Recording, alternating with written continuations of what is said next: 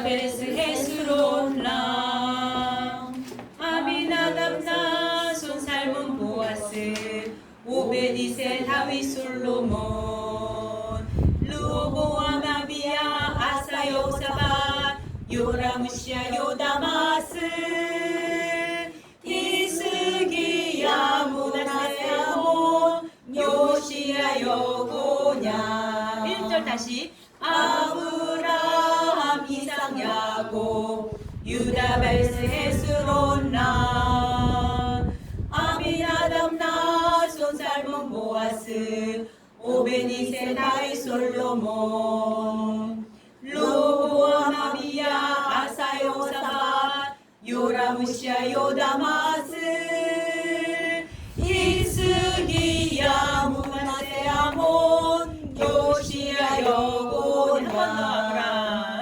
아브라함 이삭 야곱 유다 베레스 헤스론람 아비나답 나손 살몬 보아스 오베디세 다윗 솔로몬 르호보암 아비야 아사 요사밧 요람 우시야 요다마스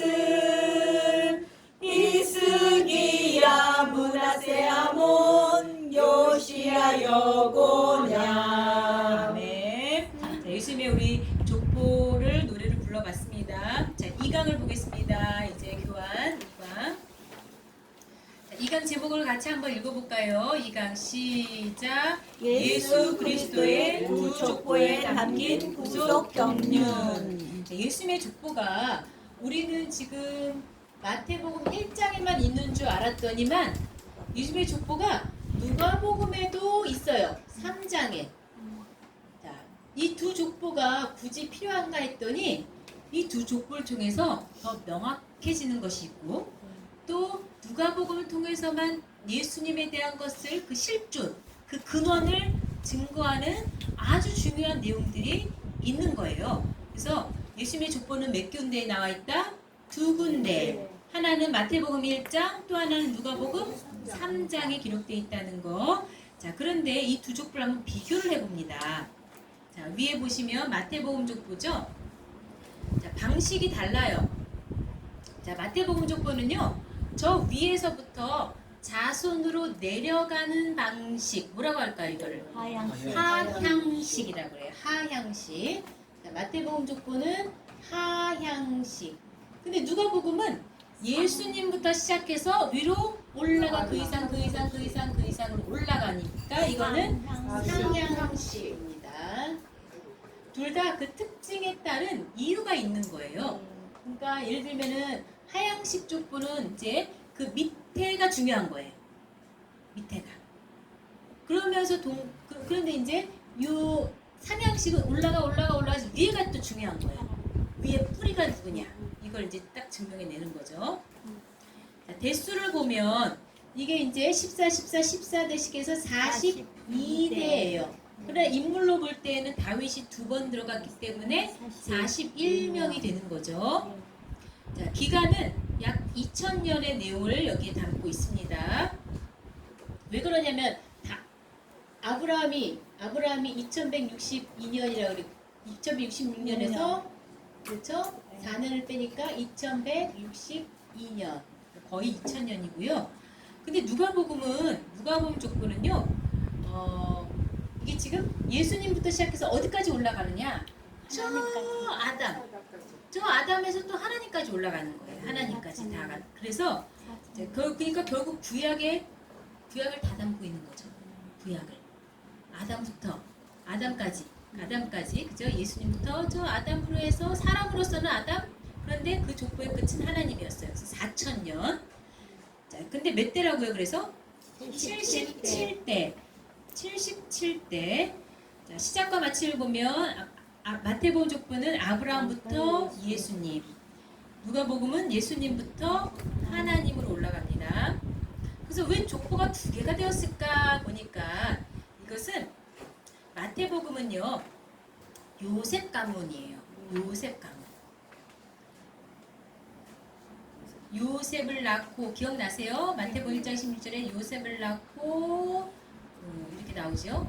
그래서 누가복음 족보는 마리아 가문이에요. 마리아 가문. 근데 하나는 요셉 가문으로 내려오고 하나는 마리아 가문으로 내려와 갖고는 결국에는 예수님으로 딱 마무리 짓는 거죠. 자, 그러면 우리가 앞에 1강에서 계속 마태복음 족보의 특징을 살펴본 거니까 이번에는 누가복음 족보의 특징을 살펴볼 겁니다. 자, 족보가 기록된 위치가 너무나 중요합니다. 위치. 아까 마태복음은 처음부터 예수님 족보를 시작했죠? 신약의 처음이자 마태복음의 처음에 이렇게 족보가 등장했는데 왜 누가복음은요? 왜 3장일까? 그렇죠? 3장은 앞에도 아니고 애매하단 말이에요. 그런데 그 위치가요. 바로 예수님이 세례받은 다음이에요. 그럼 이 세례 사건을 왜 먼저 기록을 했을까? 세례 사건은요.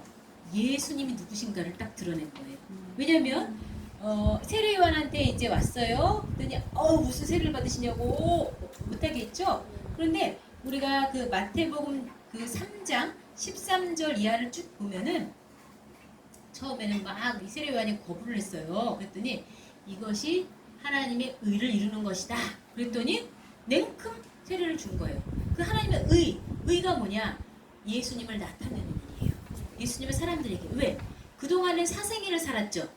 사생애 30년. 자, 이제는 이걸 기점으로 해서 공생애가 시작되는 거예요. 어떻게 보면 예수님의 그 공식적인 선포, 메시아로서 드러내는 공식적인 그 시작점. 왕으로 말하면 대관식.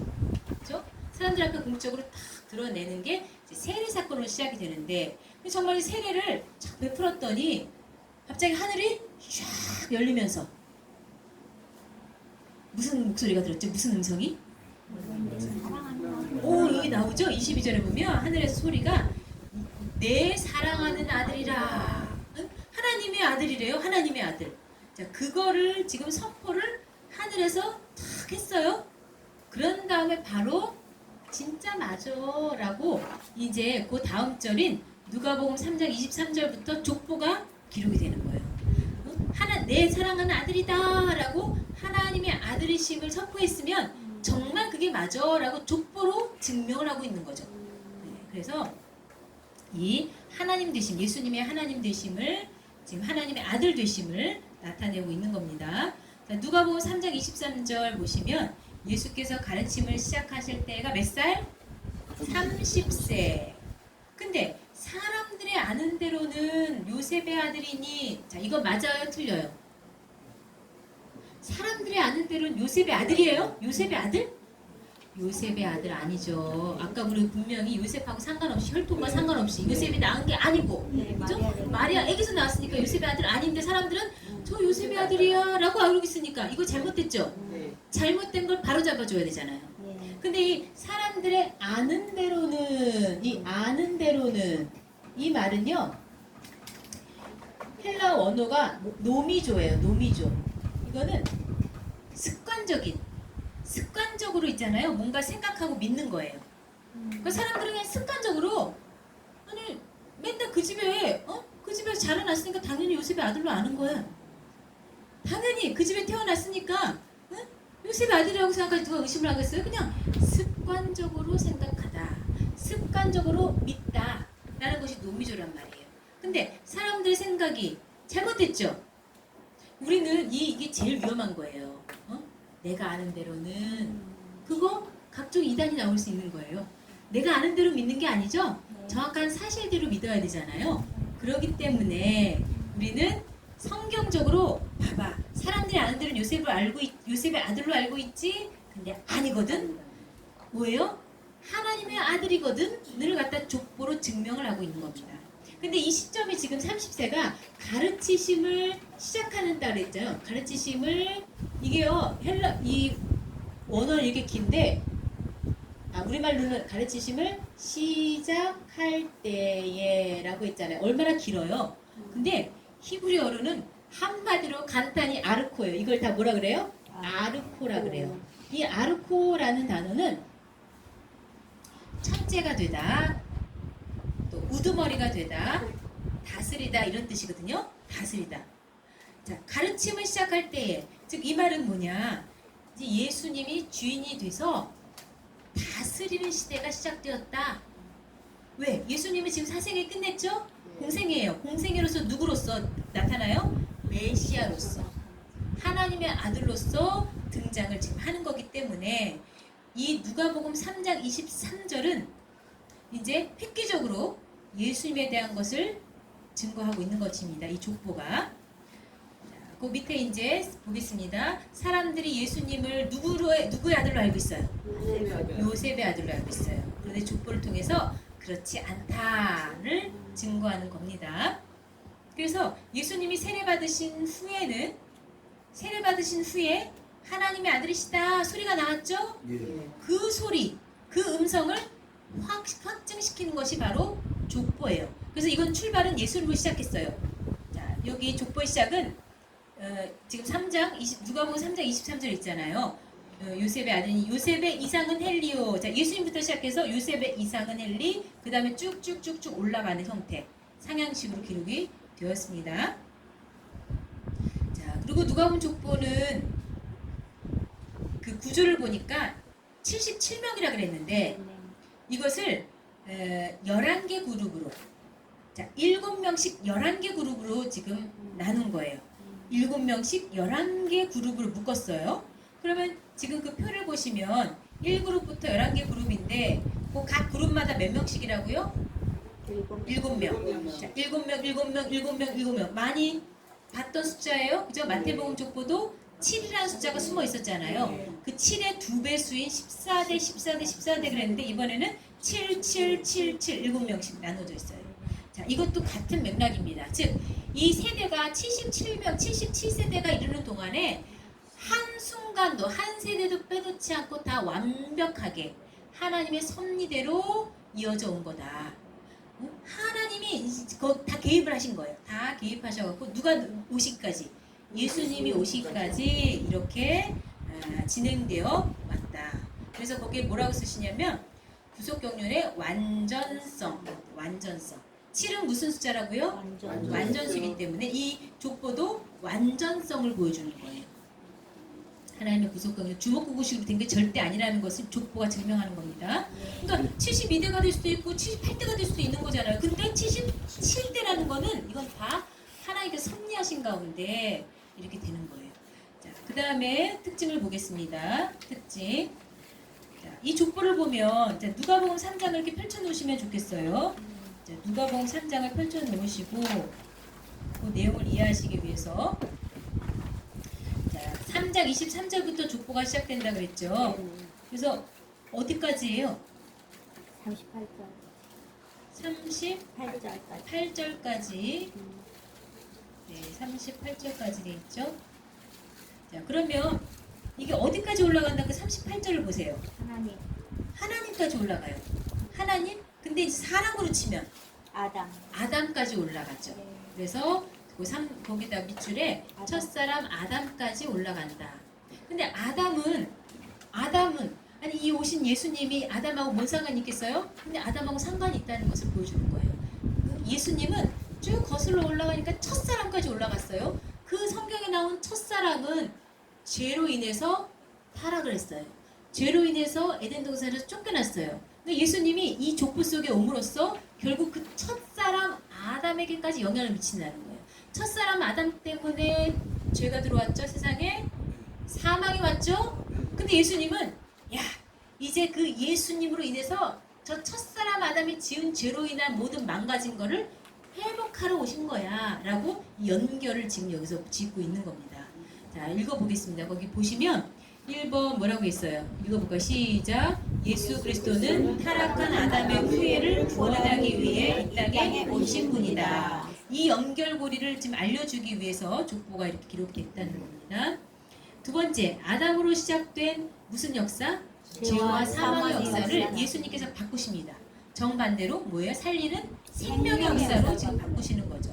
그래서 로마서에 보면 한 사람으로 인해서 죄가 들어왔어요. 죄로 말미암아 사망이 왔어요. 그런데 한 사람으로 인해서 예수님, 이 한 사람으로 인해서는 어떻게 돼요?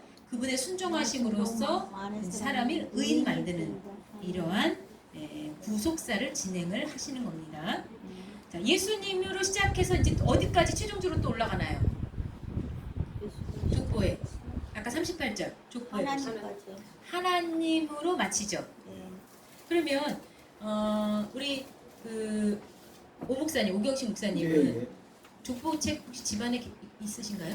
족보책. 제 집에는 없습니다. 아, 혹시 조상을 아십니까? 조상은 솔직히 모릅니다. 예. 보통 그 족보를 통해서 우리 조상은 누구야라고 할 때 그 엄청난 자부심이 생기고 네. 나의 정체성이 세워지고 아 우리 집안 이런다고 할 때 뭔가 또 새로운 나의 사역, 사명감이 이제 불타오르거든요. 근데 예수님 보니까 그 근본으로 가보니까 그 최종 근본은 하나님인 거예요. 아, 그러면 이건 뭘 얘기하는 겁니까? 예수님은 하나님으로부터 왔구나. 이분의 신적 기원. 이분은 곧 하나님의 아들인 거예요. 동시에 뭐냐? 이분 자신이 하나님인 거예요. 아, 네. 자, 1번 보시면 예수님이 본래 하나님의 아들이심을 증거한다 그랬어요. 그래서 요한복음에 예수님의 나심을 가리켜서 아버지 품속에 있는 독생하신 뭐가 나타났대요? 하나님이 나타내셨다 그랬죠. 하나님.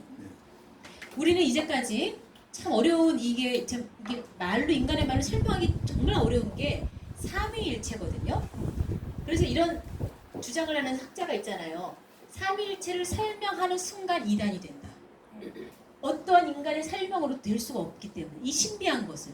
그런데 지금 말하고 있지만은 아버지의 품속에 있는 독생하신 하나님이 나타나셨다 그랬죠. 하나님. 그게 지금 예수님이라는 거잖아요. 네. 예수님. 음. 근데 예수님이 오셔서 하신 말씀은 이것만 보면은 아버지는 굉장히 크고 그거의 한 부분 혹은 그로부터 나온 어떠한 또한 개체가 예수님이구나. 하나님의 아들이니까 예수님을 뭐라 그래? 아들이니까 아들. 이렇게 따로따로 생각을 하는 거예요. 그런데 그게 아니라 예수님이 이 땅에서 늘 자신을 나타낼 때 나와 아버지는 하나야 이렇게 말씀하셨단 말이에요. 응? 결국은 이게 아니에요. 진짜 맞는 그림은 뭐냐? 이렇게 해서 아버지 이꼬르 아들 이게 되어야 되는 거죠. 그런데 우리를 위해서 예수님이 왜냐면 처음부터 이 큰 걸 우리가 믿으라 그러면 믿어져요? 어떤 분이 오셨는데 만약에 우리 회사에 좀 허름하게 입고 그냥 이렇게 왔어요. 응? 근데 누가 소개를 하는 거예요. 이분이 우리 여기 이제 여기를 맡아서 하실 부장님이셔? 그러면 그래 다시 봤네 또 이런단 말이죠. 근데 더 실제로 알고 보면 이분이 회장님이야. 회장님인데 암행어사처럼 여기에 모든 사람들 실제 하는 거를 이제 좀 이렇게 좀 파악하기 위해서 이렇게 낮춰서 당신이 부장으로 온 거란 말이죠. 그런 것처럼 예수님은 본래가 아버지신데 사람들이 내가 아버지야. 아버지 꼴 하나님이잖아요. 하나님 아버지야 그러면 누가 믿겠어요? 그러니까 좀 낮아져서 요만큼 하면 그래도 믿겠지? 요만큼 끌어올려 또 요만큼 하면 믿을까? 또 끌어올려서 예수님이 가장 낮은 자리에서 당신을 믿게끔 하시는 여러 가지 그래서 기사, 이적을 통해서 당신의 능력을 나타내셔서 이렇게 끌어올리는 거예요. 그러니까 나중에 알고 보니까 이분이 그분이구나 하는 그 종착점을 우리가 이제 맞이하게 되는 거죠. 자, 그래서 예수님은 본래가 사실 하나님이신 거예요. 계속 이 빌립보서 2장 6절에 증거하시기를 그는 근본 본체래요. 하나님 본체. 그래서 절대 이 속에서 나왔다고 해서 이게 따로따로가 아니에요.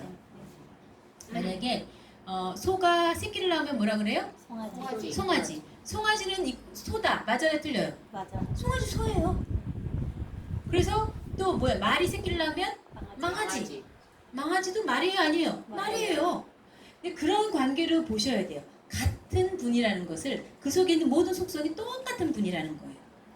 자, 그 다음에 두 족보의 신기한 만남. 우리 세 번째 보면 정말 신기합니다. 족보가 지금 두 개라 그랬죠? 족보가 두 개라 그랬어요. 제가 이제 그림을 먼저 그려면 훨씬 이해가 빠를 텐데 그림을 여기에는 가로로 그려놨는데 저는 세로를 한번 그려볼게요. 아브라함, 이삭, 야곱, 유다, 베레스, 헤스론, 나홈 쭉 내려오죠. 네. 자, 밑으로 내려와서 누구까지 오냐? 우리가 다윗이 여기서 이제 나옵니다. 그 다윗까지는 마태복음 족보도 누가복음 족보도 똑같아요. 이게 거꾸로 가고 요거는 바로 가고 이게 좀 순서가 이게 뒤집어져서 그렇지 요거를 이제 시간이 되시면 하나하나 비교해 보시면 좋아요. 그 대신 마태복음 족보는 아브라함부터고 이 누가복음 족보는 저 위에 더 위에 아담까지 있다 그랬잖아요. 그러면 이제 동일한 여기서부터 비교를 해보면 아브라함, 이삭, 야곱, 유다, 베레스, 헤스론, 람 쭉 해갖고 다윗까지 족보에 보면 똑같이 진행이 돼요. 근데 여기서 갈라집니다. 자, 이 그림 먼저 보시고 갈라집니다. 어떻게 갈라지냐면은 마태복음 족보는 솔로몬이 이렇게 다음에 나와요. 근데 누가복음 족보는 다윗 다음에 누가 나오냐? 나단이 나와요. 이거 완전 족보가 다르네? 그리고 완전히 이중으로 지금 내려가는 거예요. 얘는 얘대로 내려가고 얘는 얘대로 내려가는 거예요. 그러더니만 어디서 만나냐? 결국 요셉에서 여기 보이려나? 요셉에서 만나요. 그런 다음에 요셉은 그 아들이 누구예요? 예수님이 나오는 거예요. 물론 직접 나온 건 아니더라도 족보상으로 볼 때 요셉 다음에 예수. 자, 누가복음 족보도 요셉이 나오고요. 마태복음 족보에도 요셉이 나옵니다.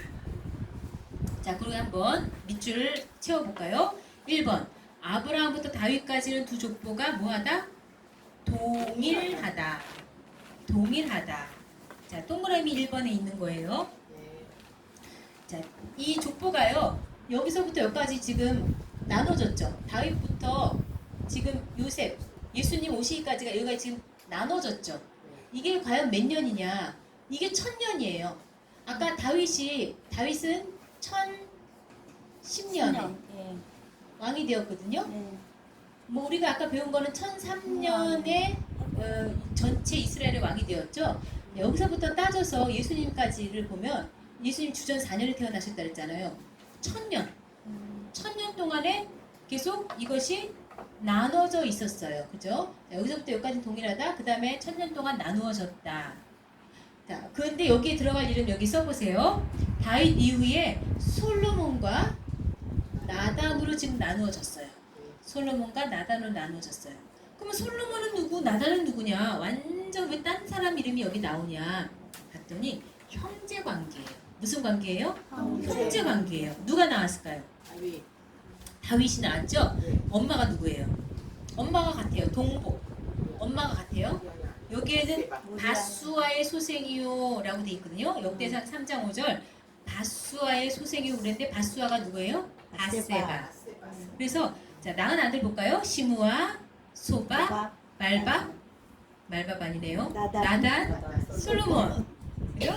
그러니까 지금 셋째 아들 나단, 넷째 아들 솔로몬 이렇게 되죠?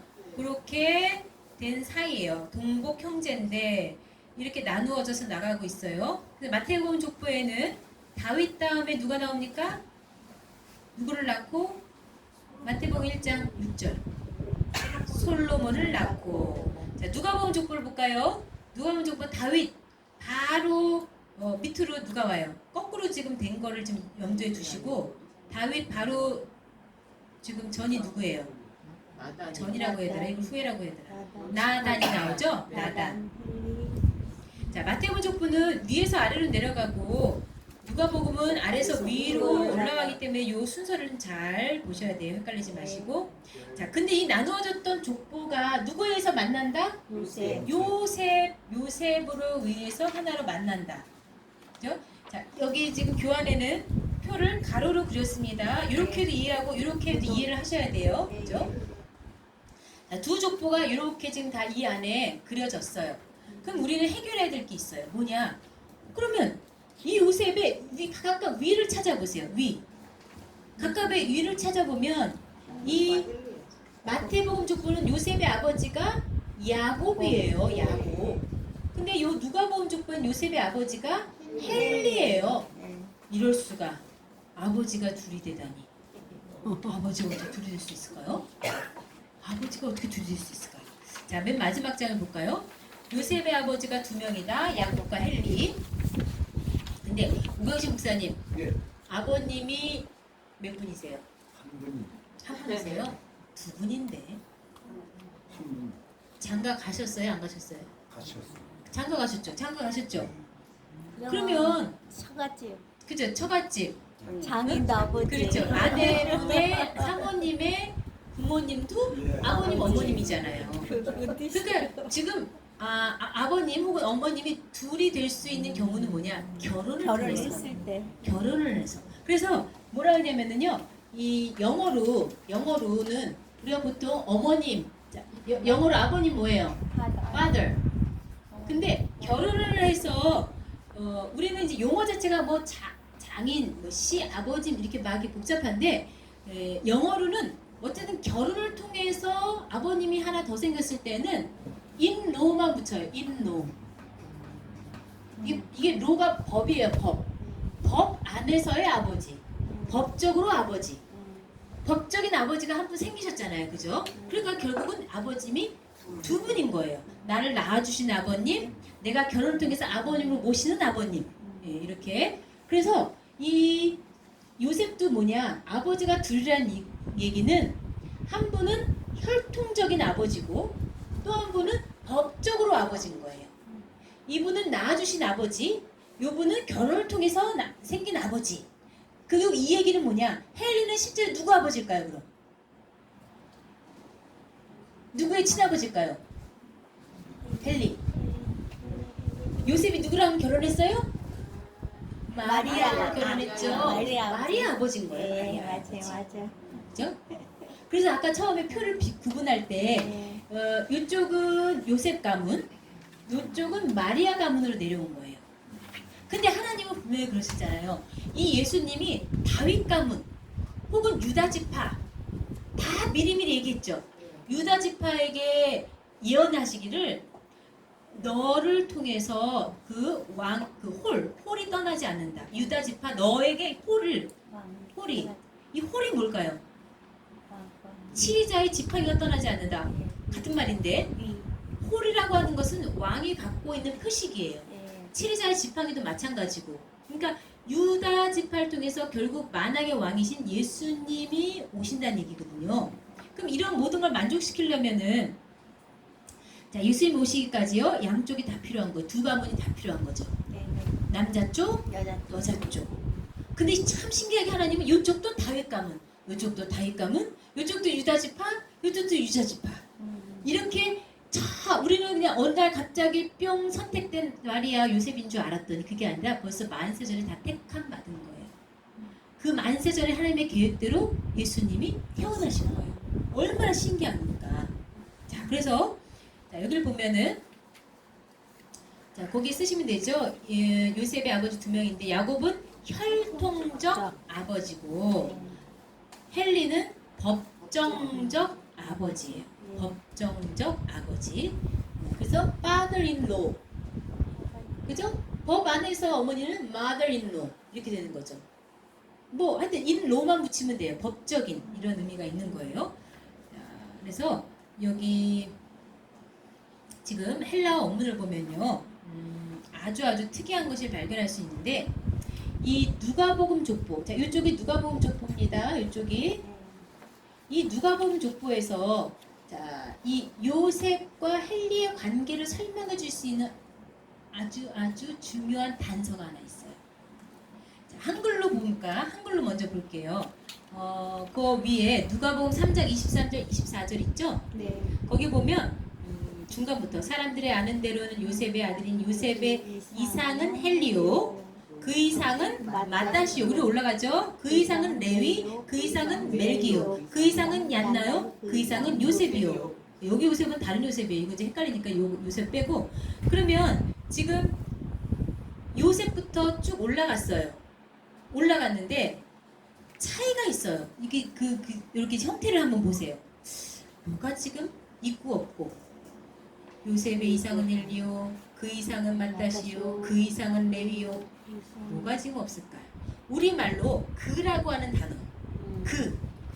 그러면 요셉의 그 이상은 헬리오 그래야 되잖아요. 근데 요셉에는 그 이상은이라는 그가 없어요. 그가 빠져. 이것을 이제 원래 헬라어 원문에 보면 그게 바로 투라는 단어예요. 투. 밑에 2번에 있죠? 요셉 이름 앞에만 투가 없어요. 이걸 소유격 관사라 그러는데 이 지금 패턴이 누구누구의, 그러니까 이 족보가 지금 요셉 그 위에가 헐리고 헬리 다음에 뭐래? 맞다? 맞다신가요? 맞다. 그 다음에 레위라고 있잖아요. 그러면 요 관계, 이렇게 관계는 다 그 이상은이라는 우리말 표현, 혹은 소유격 관사 to가 그 이름 앞에 있어서 다 소유격으로 연결돼 있어요. 소유격으로. 근데 여기와 여기 사이는 그 소유격 관사가 없어요. 그러니까 요 관계들과 비교할 때 요 관계는 다르다는 거예요. 요셉과 헬리의 관계는 여기랑 여기는 다 혈통적 관계로 연결된 거죠. 근데 여기는 아버지 아들이라고는 하지만 요 관계랑은 다르다. 응? 사실 여기에 속한 게 아니에요. 요셉은 결혼함으로써 들어온 것뿐이지. 그럼 어떤 속사정이 있었길래 이 요셉이 헬리의 법적인 아들이 될 수 있었을까요? 도대체 왜 요셉이 헬리의 법적인, 이미 다 우리가 지금 다 얘기했어요. 이미 그걸 우리가 성경적으로 풀어보는 거예요. 어떻게 헬리가 요셉의 법적인 아버지가 되며 요셉은 헬리의 법적인 아들이 되었는가? 혈통적인 관계가 아닌데 어떻게 법적인 요 부자 관계가 되었을까? 요거가 미스테리인데, 요것을 풀려면 구약의 판례를 알아야 돼요. 구약에 어떤 판례가 있냐면요, 이 므낫세 가문에 슬로브앗이라는 사람이 있었어요. 근데 슬로브앗이 딸들만 주르륵 낳고 죽었네? 물려줄 아들이 없네? 그럴 경우에는요, 못 받는 거죠. 아들한테 유업이 가야 되니까. 근데 딸들이 똑똑해요. 아주 따지기 좋아해요. 5 딸내미들이 모세한테 가서 따졌어요. 아니, 우리 아버지는 아들이 없어서 죽으셨다고, 돌아가셨는데 그렇다고 해서 우리 집안의 기업이 그럼 없어집니까? 이랬어요. 우리 딸들이라도 그걸 받아야 되지 않습니까? 그랬어요. 그랬더니 모세가 그 말이 맞다. 그 말이 맞다는 거예요. 하나님께 여쭤보니까 그 말이 맞대요. 그래갖고 이제 어떤 결과가 됐냐면은, 만약에 이 사람이 아들 없이 죽었을 경우, 우리 보통 물려줄 아들이 없으니까 그냥 끝난다고 생각했는데, 딸들이 말하는 게 일리가 있어요. 그래서 그런 경우는 딸한테 기업이 간다라는 걸 정해줬어요. 딸한테 기업이 가요. 그런데 또 하나 문제가 생겼어요. 요 딸들이 기업은 받아놓고 나중에 시집갈 때가 돼서 시집을 홀랑 가는데 저기 다른 지파로 가죠? 다른 가문으로 가죠? 그러면 이 집안, 이 여자는요, 요 집안의 사람이 되는 거예요. 이 사람이 아무리 오씨래도 내가 정씨 집안으로 시집을 가면 정씨가 되는 거예요. 그러면 이 기업은 자연히 여자한테 딸려왔으니까 어떻게 요 집안으로 가버리네? 오메, 슬로우바 기업이 그냥 도로 또 없어져 버려요. 그러니까 또 어떻게 했냐? 안 되겠다.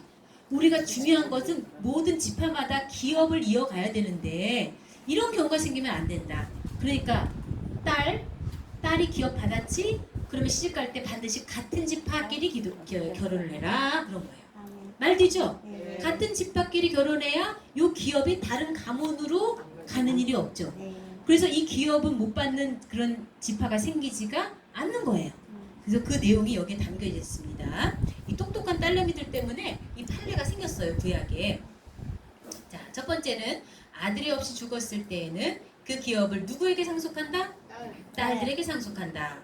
자, 민수기 27장 7절 8절에 있죠. 슬로브와 딸들의 말이 옳으니 너는 반드시 그들의 아비의 형제 중에서 그들의 기업을 주어 얻게 하되 그 아비의 기업으로 그들에게 돌릴지니라 하면서 사람이 죽고 아들이 없거든 그 기업을 누구에게? 그 딸에게 돌릴 것이요.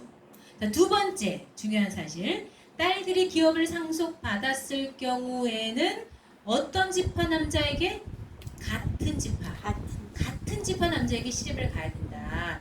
그래야 없어지지 않는다는 내용이 그 민수기 36장 3절에 있고요. 우리는 그 다음 구절들을 한번 볼 겁니다.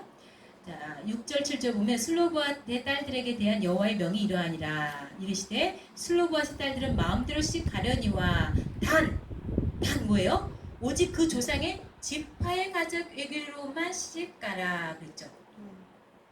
자, 그런 법이 구약에 이미 있었던 거예요. 그러면 그것을 적용시켜서 요걸 한번 해석을 해보겠습니다. 이거 다시 한번 족보를 보세요. 자, 그럼 어떠한 여기가 경우가 된 것이냐? 요셉은 자 헨리는 자식들을 낳았는데 아들을 낳았을까요? 못 낳았을까요? 아들이 없을 것 같아요. 없던 거예요. 네, 그래서 그러니까는 그 헨리의 기업이 누구한테 갔을까요? 딸인 마리아. 마리아한테 간 거예요. 근데 마리아가 이제 시집을 가야 돼.